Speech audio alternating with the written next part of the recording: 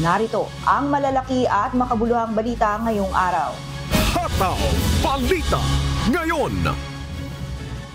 Tiniyak ni Pangulong Ferdinand Marcos Jr. na igigit niya ang legal at politikal na posisyon ng Pilipinas ukol sa nangyayaring tensyon sa West Philippine Sea sa isasagawang Top Defense Summit sa Asia, ang International Institute for Strategic Studies Shangri-La Dialogue sa Singapore ngayong araw ng Biyernes, May 31.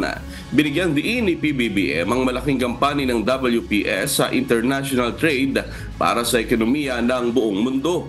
Ito ay ang dahilan kung bakit ginagawa ng pamahalaan ng Pilipinas ang lahat ng paraan upang maresolba ang nasabing issue. Partikular na sa Ayungin Shoal at Scarborough Shoal na kamakailan lang ay umigting ang tensyon dahil sa pang-aargabyado ng China. At every level, at the leaders level, at the ministerial, sub-ministerial, private, as long as it brings us progress in terms of resolving these, and first of all, number one, to stop the aggressive actions such as water cannoning and lasers and barrier putting, etc. And secondly, allowing our fishermen to fish. Let's start with that. Hataw Balita ngayon. Inaasahan na ng Department of Justice o DOJ na mabubuo na sa susunod na linggo ang isasampang environmental case laban sa China ukol sa nangyaring pagkasira ng likas na yaman sa West Philippine Sea. Kahapon, May 30, sinabi ni DOJ spokesperson at Assistant Secretary Nico Clavano, pinagtitibay nila ang mga ebidensyang gagamitin sa kaso sa pakikipagtulungan sa Office of the Solicitor General o OSG. Titiyakin na niya ng pamahalaan na mabigat ang mga ebidensyang ihahain nila sa Permanent Court of Arbitration sa The Hague, Netherlands para mapatunayan ang pananagutan ng China sa insidente. Hataw Balita ngayon.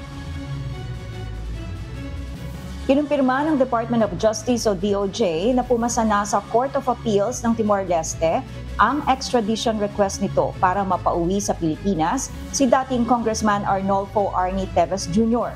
Ayon kay DOJ spokesperson Assistant Secretary Nico Clavano, inaasahang magkakaroon ng desisyon sa kanilang hiling ang nasabing korte sa mga susunod na linggo. Hiniling ng Pilipinas ang pagpapauwi sa bansa matapos maglabas ng red notice ang Interpol laban sa dating mambabatas, kaugnay ng mga kinakaharap nitong kasong murder sa Pilipinas, kaugnay ng Pamplona Massacre noong March 4, 2023. Pag nakita nila na legitimate po yung request natin, naka-attach po lahat ng dokumento, supporting documents, ay i-grant naman po talaga. Kaya confident po kami dahil lahat po ng kailangan i-attach ay na-attach. Lahat ng clarifications po ng government ng Timor-Leste ay na-address naman po ng Legal Division ng DOJ. Hataw Balita ngayon. Naghain na kahapon May 30 ng motion for reconsideration sa Korte Suprema ang abogado ng religious group leader na si Apollo Kibuloy at ang 5 pang kapwa niya akusado. Itong kinumpirma ni Attorney Israelito Torion, ang legal counsel ng Kingdom of Jesus Christ Group.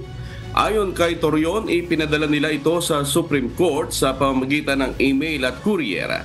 Ang paghain ng motion for reconsideration ng mga akusado ay para hilingin sa Korte Suprema na huwag ilipat ang mga kaso sa Quezon City mula sa Davao City. Naharap si Kibuloy at 5 pang kapwa niya akusado sa kasong sexual abuse, child abuse, and exploitation. Kung hindi naman papaboran ang kanilang apela, wala silang magagawa kundi sumunod sa magiging desisyon ng kataas-taasang hukuman. Hataw Balita ngayon. Iginiit ni Senator Francis Tolentino na walang nalabag na batas ang motorcycle escorts sa paggamit ng police stickers. Kasunod ito ng nangyaring paghuli ng Philippine National Police o Police Highway Patrol Group sa dalawang tauhan ng Metropolitan Manila Development Authority o MMDA na nagsisilbing motorcycle escort ng senador kamakalawa May 29. Sa isang pahayag, sinabi ng senador na hindi naman kasi nakadikit sa uniforme ng MMDA personnel ang decals. Katunayan ay pinawalan na ng Department of Justice o DOJ ang mga hinuling tauhan ng MMDA dahil sa kawalan ng sapat na ebidensya upang kasuhan ang mga ito. Wala rin na umanong kontrol ang kanyang opisina sa kung anong markings ang ilalagay ng mga ito sa kanilang sasakyan, helmet o belts. Gayunman, hiniling na niya sa MMDA na alisin ang lahat ng stickers, decorative man o international decal sa mga sasakyan na ginagamit sa pag-i-escort sa kanya. Dapat din na aniyang imbestigahan ang source o pinagkunan ng PNP stickers na commercially available naman. Hataw Balita ngayon. Magsasagawa ang Senado ng isang executive session sa June 5 para talakayin ang issue patungkol kay Bamban Tarlac Mayor Guo. Ayon kay Senate Deputy Minority Leader Risa Hontiveros, nais nitong malaman kung totoo ang aligasyon na isang Chinese national ang tunay na ina ng alkalde. Batayan niya sa kanyang source, napag-alaman na Winnie umano ang tawag sa sinasabing ina ni Mayor Guo. Kasama rin sa tatalakayin sa executive session ang pagkakadawit ng alkalde sa Philippine Offshore Gaming Operators o POGO. Hataw Balita ngayon. Libo-libong mga residente ng Kidapawan City ang dumagsa kahapon May 30 sa ginanap na sugba sa dalan sa National Highway malapit sa City Plaza sa lungsod, kasabay ng pagtatapos ng selebrasyon ng Farmers and Fisher Folks Month. Halos 3,000 tilapia at hito ang libreng may ihaw ng unang 1,000 residente sa aktibidad. Ang sugba sa dalan o pag-iihaw sa daan ay may 1 kilometro ang haba na inihanda ng Kidapawan City Government na layong palakasin ng local industry sa lungsod. Sinimulan ng lokal na pamahalaan ang mga programa upang tulungan ang mga magsasaka at mangingisda sa kanilang kabuhayan, kabilang na ang training sa production ng hito at tilapia.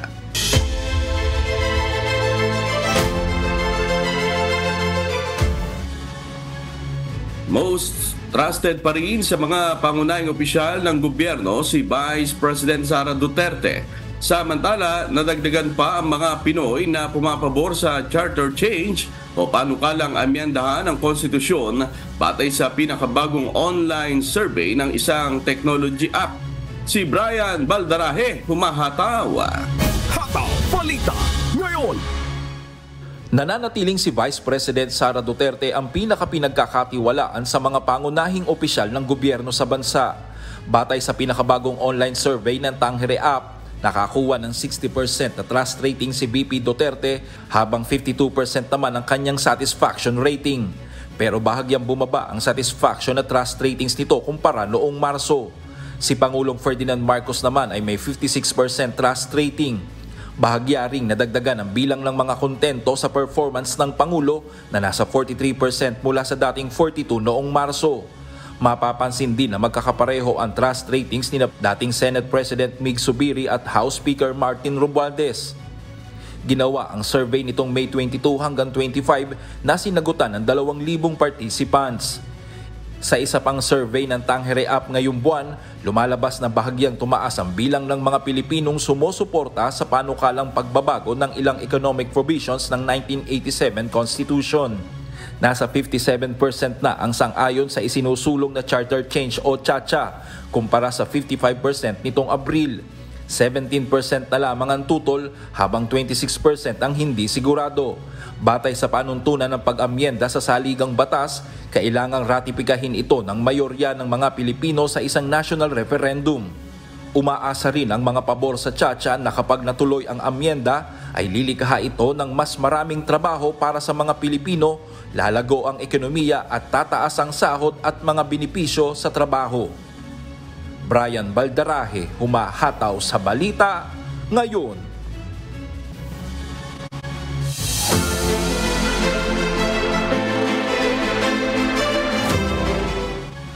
Nadiskubre ng Philippine Army, CIDG Albay at National Intelligence Coordinating Agency ang taguan ng mga armas na hinihinalang mga miyembro ng New People's Army o NPA sa lalawigan ng Albay.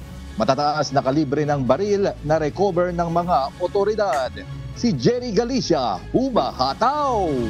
Hataw Balita ngayon.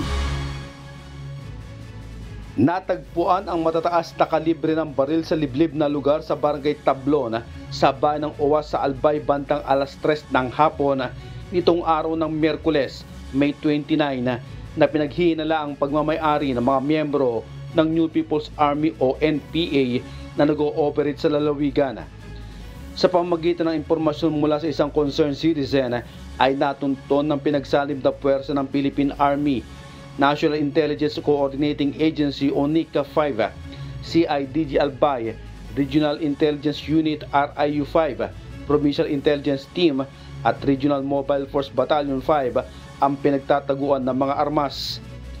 Kabilang sa mga na-recover na matataas na kalibre ng baril ang 7 M16 rifles, isang M16 rifle upper receiver with incomplete accessories, isang M203 grenade launcher, isang M14 rifle, isang sniper rifle assorted magazines at mga bala. Ayon sa mga otoridad, pinaniniwalang ibinaon ang mga armas ng mga grupo na pinamumunuan ni Romeo Nepalis, na kilala rin sa alias Cab Bokno Omar, Noel Olavides alias Myra, Jeffrey Sesno alias Ekrif Fax na miyembro ng KLG-1 SRC-5. Nasa pangangalaga na ang mga ito ng Regional Firearms Unit. Sa pamamagitan ng operasyon, napigilan ng mga otoridad na posibleng magamit ito para maispanganib ang mga inosenteng sibilyan sa lugar. Pinuri naman ni Police Regional Office o PRO5, Police Brigadier General Andre Perez Dizon ang mga miyembro ng operating team sa matagumpay na operasyon. Jerry Galicia, humahataw sa balita ngayon. Hataw Balita ngayon. Sa kauna-unahang pagkakataon, isinagawa na ng Department of the Interior and Local Government o DILG kasama ang Bureau of Jail Management and Technology ang handicraft making, painting at songwriting competition sa bansa. Sa ilalim ito ng Buhay Ingatan Drogay Ayawan o BIDA program na layong mailayo sa droga ang mga person deprived of liberty at maipamalas ng mga ito ang kanilang talento sa larangan ng sining at musika. Si Nestor Torres, humahataw. Hataw Balita ngayon. Sulit ang pagod at hirap ng mga person deprived of liberty o PDL ng San Jose City District Jail sa Nueva Ecija matapos nilang masungkit ang kampyonato sa Handicraft at Painting Challenge Competition, bukod pa ang Top 15 Award sa Songwriting Competition. Ayon kay Acting Jail Warden Jail Chief Inspector Christopher Owat, ginastusan at nagtulong-tulong sila para magawa ito ng mga PDL. Ang mga award po namin is handicraft at saka painting. Medyo matagal po namin pinaghandaan to kasi na-inform naman kami bago mangyari itong competition na ito. So almost 3 months na pinaghandaan namin yun. Ginawa ng isang sundalo ang painting na nagpapakita ng kanyang saloobin, habang nilikha naman ng isang sundalo at 2 senior citizen ang mga handicraft na nagpapakita ng kanilang pagiging malikain sa paggawa ng iba't ibang handicraft na gawa sa papel, kahoy at semento. Actually, 15 days lang yung binigay namin sa kanila. 4 na tao lang yung gumawa nito eh. Yung beads na yan at saka yung wire, may nabibili pong ganyan. And then mga ito, recycle lang din itong mga iba. Simento lang po yan, kinulayan lang. Pero yung explanation nung gumawa nito, kasi sundalo kasi yung gumawa nito, sabi niya, ang nilalaman daw ng loob nito is mga yan. Tapos inilalabas niya, gusto niyang ilabas sa utak niya na ganyan. Instead na manggulo, ginagawa niyang productive na ganon. Ayon naman kay DILG Region 3 Regional Director Attorney Anthony Nuida, ang nasabing kompetisyon ay programa at ideya ni DILG Secretary Benhur Abalos Jr. sa ilalim ng BIDA program o Buhay Ingatan Drogay Ayawan. sa pamamagitan ng ganitong programa. Maipakikita nila ang kanilang mga talento at mailalabas ng mga PDL ang kanilang damdamin sa paglikha ng awit, arts at sining. Ito nga ang BIDA program, makita natin na may showcase natin ito at makapag-produce ng mga advocacy materials through the PDLs at the same time maging aware doon po sa loob mismo ng kulungan yung mga natin na may showcase yung mga talento nila at maipaabot sa lahat yung kampanya po na bawal talaga yung illegal drugs at hindi maganda. Sinabi naman ni BJMP Region 3 Regional Director Attorney Paul Moreno, malaking tulong ito para sa mga PDL para mabawasan ang kanilang pangungulila sa kanilang mahal sa buhay at maiwas na rin sila sa mga iba't ibang bisyo, kabilang na ang droga. Malaking tulong din ang nasabing patimpalak para makagawa pa sila ng iba't ibang produkto na maaari rin nilang pagkakitaan at magagamit sakaling sila ay lumaya na. Kagandahan po nito ay marirecognize po natin yung mga skills, talento ng ating mga persons deprived of liberty dito sa Region 3. At saka siyempre po, ibig sabihin ito makakatulong ito sa kanilang pagbabago sa loob. Ito po ay binebenta po ng ating mga PDL. Samantala, sa 37 naging kalahok, 3 sa bawat kategorya ang piniling magwagi. Ire-representa naman ang lahat ng mga nanalo sa gaganaping BIDA competition ng DILG sa Gitnang Luzon ngayong taon. Nestor Torres, humahataw sa balita ngayon.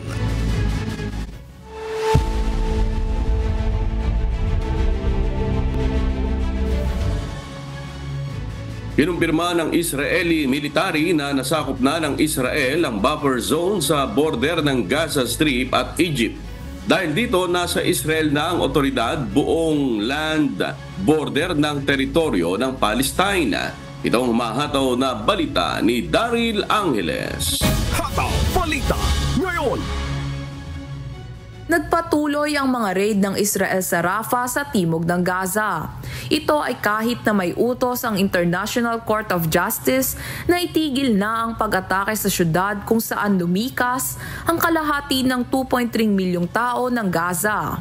Sinabi ni Chief Military Spokesperson Daniel Hagari na nakuha na ng Israeli forces ang operational control sa Philadelphia Corridor na tawag ng Israel sa 14-kilometer na corridor na siyang bukod-tanging border ng Gaza Strip sa Egypt.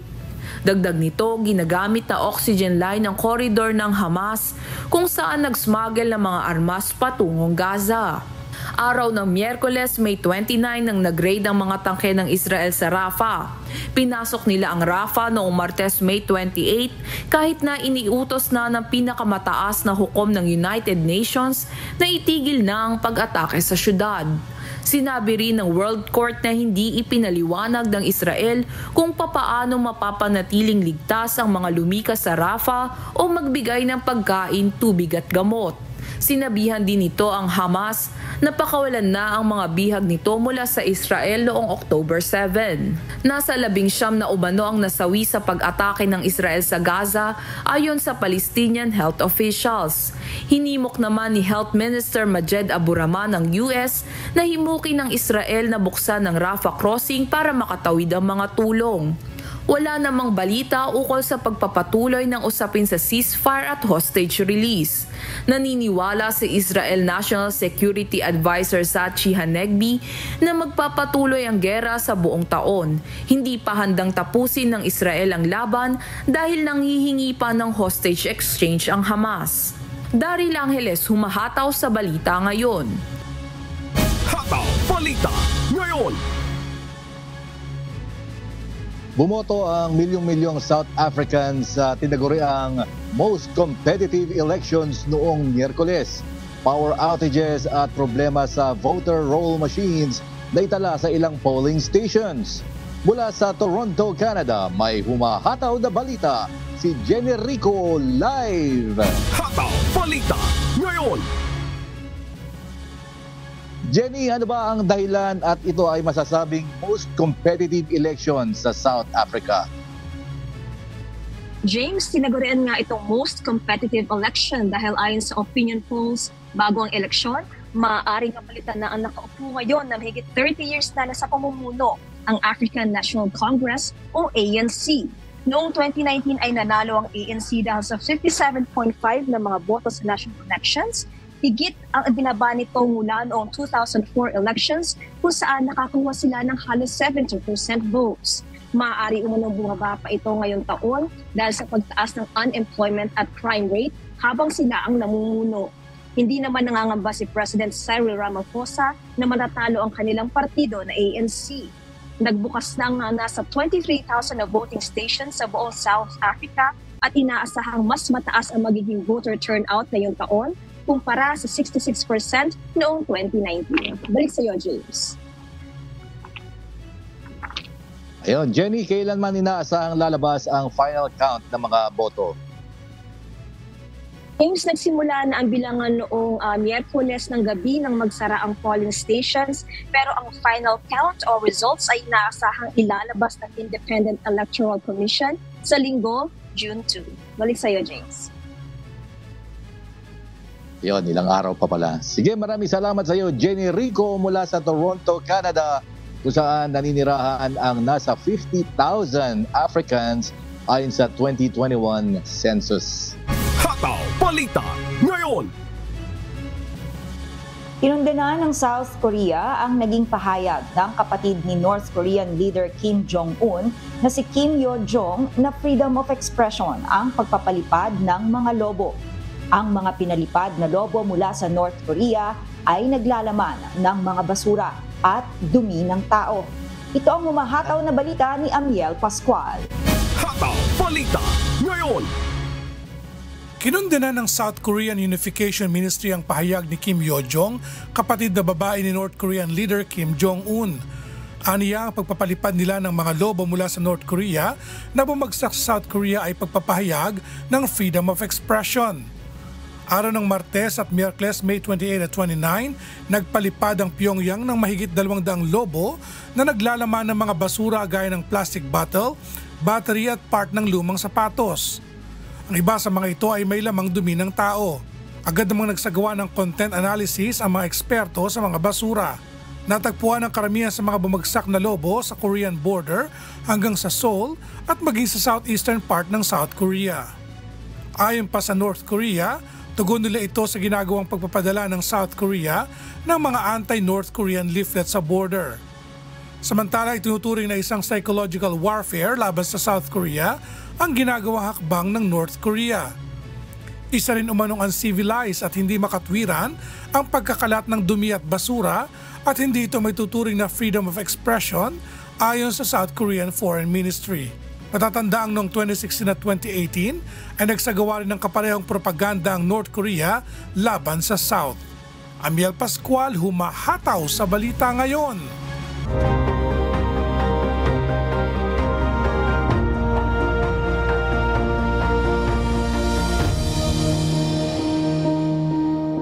Isang liblib na barangay sa bayan ng Labo, Camarines Norte ang narating ng medical mission ng Members Church of God International o MCGI sa pakikipagtulungan ng Philippine Army. Ayon sa mga residente, ito ang unang pagkakataon na narating sila ng isang libreng serbisyo medikal. Si Brian Baldarahe, humahataw!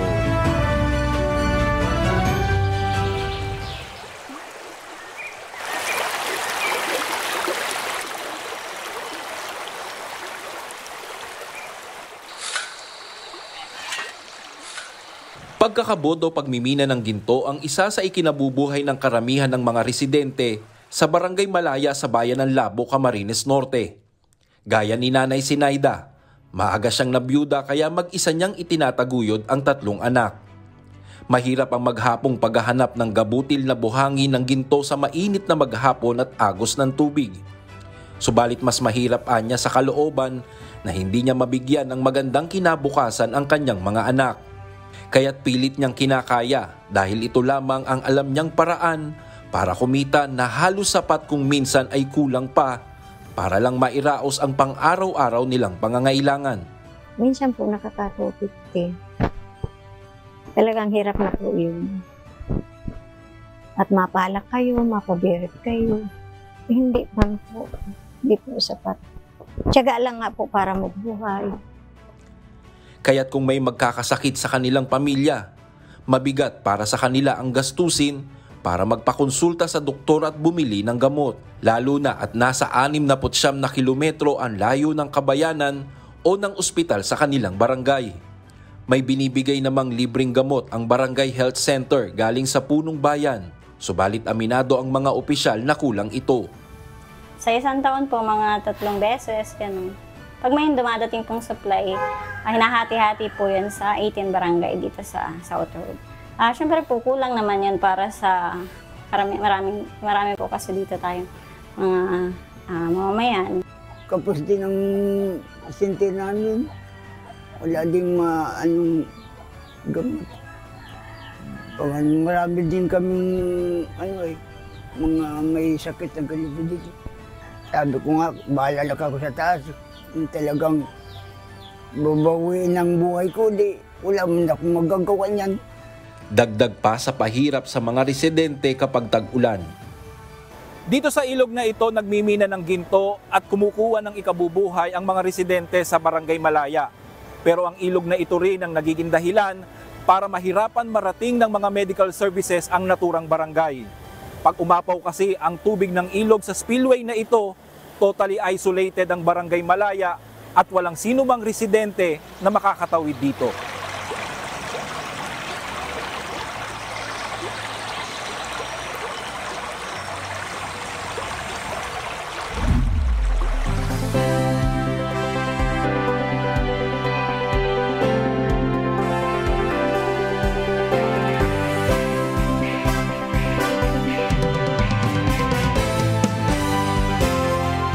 Ang kanilang sitwasyon ang idinulog ng Philippine Army kay Kuya Daniel Rason noong Nobyembre 2023 kasabay ng isinagawang MOA signing sa pagitan ng MCGI at Philippine Army sa Bicol. Through immersion ng MCSSP o katropa namin, doon po namin nakita or nalaman na nangangailangan tayo ng immediate na medical, dental at iba pa pong serbisyo. So, nakipag-ugnayan po kami sa MCGI para maibigay itong klaseng tulong na to. So, napaunlakan po yung request namin, kaya nandito po tayong lahat. Kaya naman sinamantala na ni Nanay Sinaida at mahigit 1,200 niyang kabarangay ang medical mission sa kanilang lugar. So napakaganda nito pagkataon ito. First time na mangyari sa Barangay Malaya na magkaroon ng itong kompleto na. May medical, may dental, may optical, mayroong pa-feeding. So mayroon pa mga libreng gamot. Sa unang pagkakataon, naranasan ng mga taga-Barangay Malaya sa loob ng isang araw ang makapagpatingin sa hindi lamang isa, kundi 7 doktor na kasama sa medical mission ng MCGI katuwang ang Philippine Army. Nakapag-uwi rin sila ng libreng gamot, salamin sa mata at may nakapagpabunot pa ng ngipin. Ito po mga bagay na ito, hindi kayang gawin ng munisipyo sapagkat napakalaki po ng gastos ng pera na pinakinakailangan dito. Ngunit hindi po sila nagkakait ng kanilang tulong. At minamahal ko mga kababayan, dito po sa barangay ng Malaya, sana maramdaman po natin at pangarapin natin na hindi lang tayo ang makinabang sa programang ito. Ipagdasal po natin sila. Unang-una, malaking pasasalamat po ang aking pinapaabot sa members, Church of God International, MCGI, kay Kuya Daniel Rason at kasama ang iba't iba pa pong mga ministro at mga miyembro ng MCGI dahil sa pagkakataon po nito na kung saan sila po ay nagbibigay ng tulong sa ating mga kababayan, mga importanteng tulong. Natutuwa ang aming puso ng lubos dahil sa nakikita nating kolaborasyon. Ang ibig sabihin po, ang ating pagtutulong-tulong ay magkakaroon ng malaking impact o epekto sa mga nangangailangan. At pinupuri natin lagi naman ang papuri ay sa Panginoon, lahat ng pagtatagumpay, lahat ng karangalan ay sa Diyos.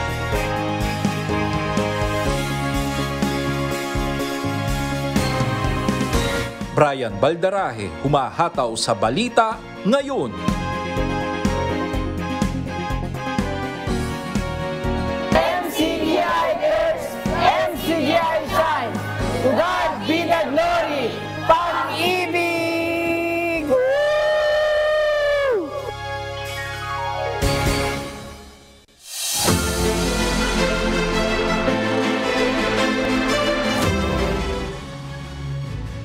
Isang inspirasyon ang pagtatapos ng pag-aaral ng mga lolo at lola ngayong graduation season. Ilan sa mga senior citizen ang gumraduate ngayong buwan at tumanggap ng diploma. Si Cyrix Remanes humahataw. Hataw Balita ngayon! Age is just a number para sa mga senior citizen na nagsipagtapos ng kanilang pag-aaral ngayong graduation month. Sa Matis City, Davao Oriental, proud na proud ang 62 years old na si Lola Sonia Bestes Bayagas dahil graduate na siya sa pamamagitan ng Alternative Learning System. Si Lola Sonia ay nag-asawa sa edad na 18 anyos at nagkaroon ng 8 anak.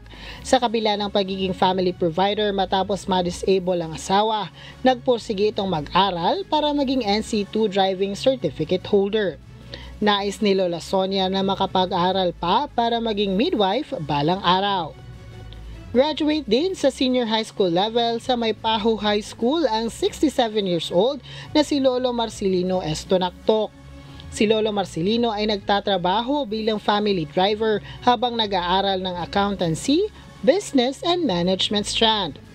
Ayon sa kanyang mga anak, matagal ng pangarap ng kanilang tatay na makapagtapos ng pag-aaral, kaya lubos ang kagalakan ni Lolo Marcelino na siya ay makapagtapos na. Age is not a hindrance in attaining education naman ang motto ni Tatay Hilario mula Cagayan na nagtapos ng ALS sa Apari East National High School. Isa siyang buhay na saksi na walang imposible sa taong nagsisika. Masaya naman ang 74 anyos na si Lolo Nicolas Sokgang na nagtapos sa senior high school sa NAPTI Integrated School sa Batan, Aklan. Si Lolo Nicolas o kilala sa tawag na Lolo Jao ay kabilang sa senior high school program sa ilalim ng TVL track Agri-Fishery Arts Strand. Ayon sa kanyang guro, determinado umanong pumasok sa paaralan araw-araw si Lolo Jao kahit may katandaan na sa buhay. Congratulations Lolo Jao! Tunay na hindi hadlang ang kahirapan at edad para makamit ang edukasyon na pinapangarap. Cyrix Remanes, humahataw sa balita ngayon.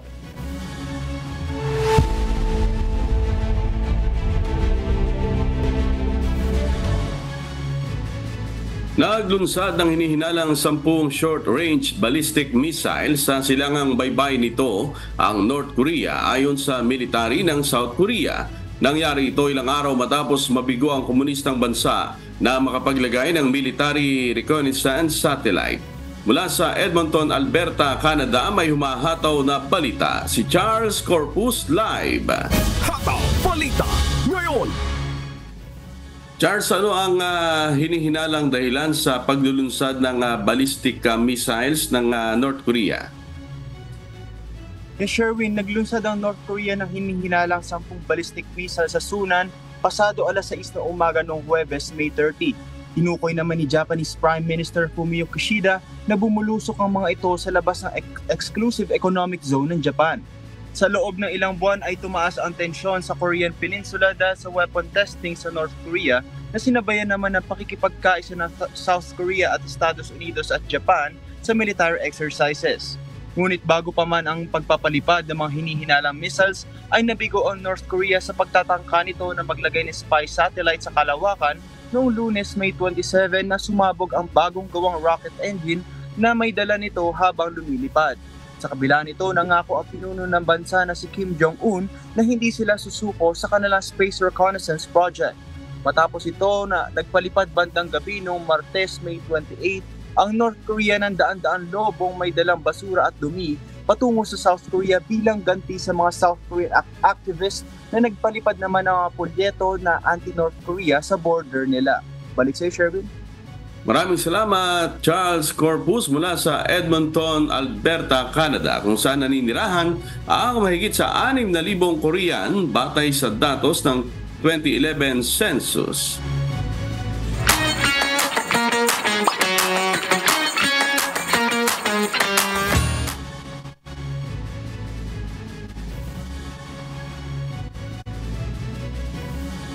Magkakaroon ng long month celebration of Independence Day sa Switzerland. Ipiniliwanag naman ang pagkuha ng application form sa mga visa applicants sa Egypt. Ito ang humahataw na balita ni Lynn Perez. Hataw Balita ngayon. What's up, kabayan? Iniimbitahan ng ating mga kababayan sa Switzerland para sa gaganaping 1-month celebration ng ika-126th anniversary ng Independence Day. Ilan sa mga events na magaganap ay ang Philippine Festival sa June 7 hanggang June 9, araw ng Biyernes hanggang Linggo ng alas 11 ng umaga. Kasama rin dito ang Nation in Motion na magpapasimula sa June 9, araw ng Linggo ng alas 9:30 ng umaga. Kaya naman inaanyayahan ng ating mga kababayan na makiisa at makisaya sa mga events na ito. Para sa iba pang impormasyon ay bumisita lamang sa official Facebook page ng Embahada ng Pilipinas sa Switzerland sa facebook.com/PH in Switzerland. Ipinaliwanag naman ng Embahada ng Pilipinas sa Egypt ang pagkuha ng application form para sa mga visa applicant sa bansa dahil na rin sa ongoing system maintenance ng online application platform. Para naman makita ang form na ito at iba pang impormasyon ay huwag kalimutang bumisita sa official Facebook page ng Embahada ng Pilipinas sa Egypt sa facebook.com/PH in Egypt. Naglabas naman ng embassy closure notice ang Embahada ng Pilipinas sa Syria para sa buwan ng Hunyo. Sarado ang pasubuan sa June 12 bilang pagunita ng Independence Day at June 16 hanggang June 19 bilang pag-alala naman sa Eid al-Adha. Kung kayo ay may emergency tuwing holiday ay mag-email lamang sa pe.damascus@gmail.com o di kayo tumawag sa numerong 0949-155-557 at 0949-155-567. Samantala, bilang pagdiriwang na ika-126th anniversary ng Independence Day, ay inaanyayahan ng ating mga kababayan sa Hong Kong para sa gaganaping Kapangyawan Friendship Festival. Gaganapin ito sa June 9, 2024, araw ng Linggo sa Chater Road Central. Ilan sa mga magaganap sa araw na ito ay ang cultural parades, line dances at street performances. Kaya naman hinihikayat ang ating mga kababayan na makilahok at makisaya sa araw na ito. Lynn Perez, sumahataw sa Balita Ngayon.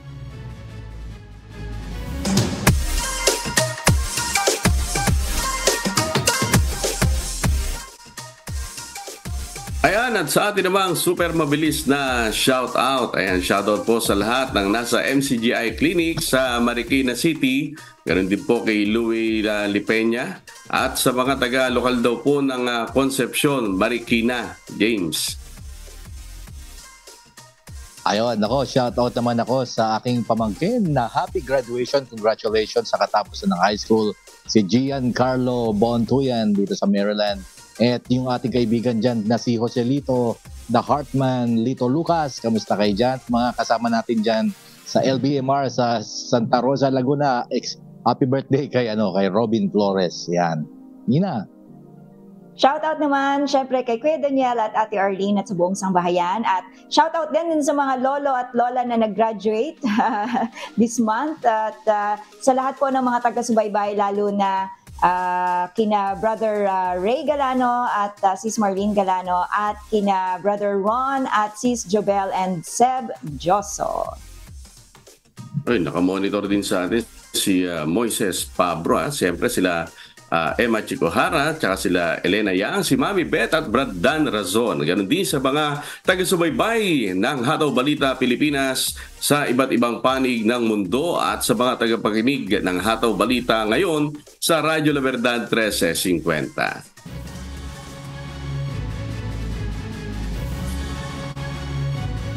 Sa nagpapatuloy na mass indoctrination ng MCGI, day number 10 na po tayo ngayong mamayang 7 p.m. Philippine time sa official MCGI social media accounts. Kabilang ang MCGI channel, ang official YouTube channel ng members Church of God International. Patuloy rin po namin kayong inaanyayahan na makiisa sa Global Prayer for Humanity tuwing Lunes hanggang Biyernes, alas 9:30 ng gabi. Ito po ay nakastream ng live sa lahat ng MCGI social media accounts. Ang Global Prayer for Humanity ay bukas po sa lahat, anuman ang inyong relihiyon o lahi. At sa aming ibabahaging mga salita ng Diyos na ating sandigan, mula sa unang Korinto, Kapitulo 10, talatang 13. Hindi dumating sa inyo ang anumang tukso, kundi yaong matitiis ng tao. Datapwat tapat ang Diyos, na hindi niya itutulot na kayo'y tuksuhin ng higit sa inyong makakaya, kundi kalakip din ng tukso ay gagawin naman ang paraan ng pag-ilag upang ito'y inyong matiis.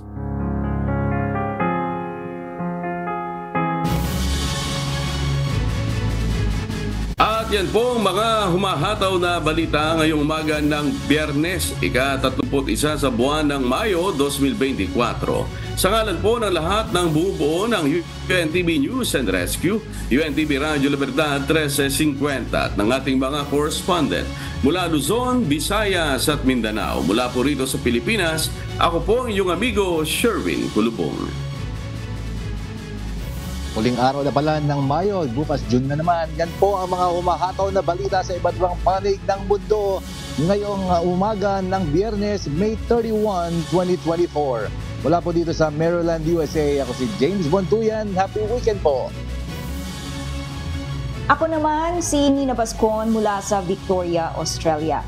At dito sa UNTV at UNTV Radyo La Verdad 1350. Diyos ang aming sandigan, serbisyo publiko ang aming pinahahalagahan. Susunod na ang Good Morning Kuya. Salamat po sa Diyos at magandang umaga.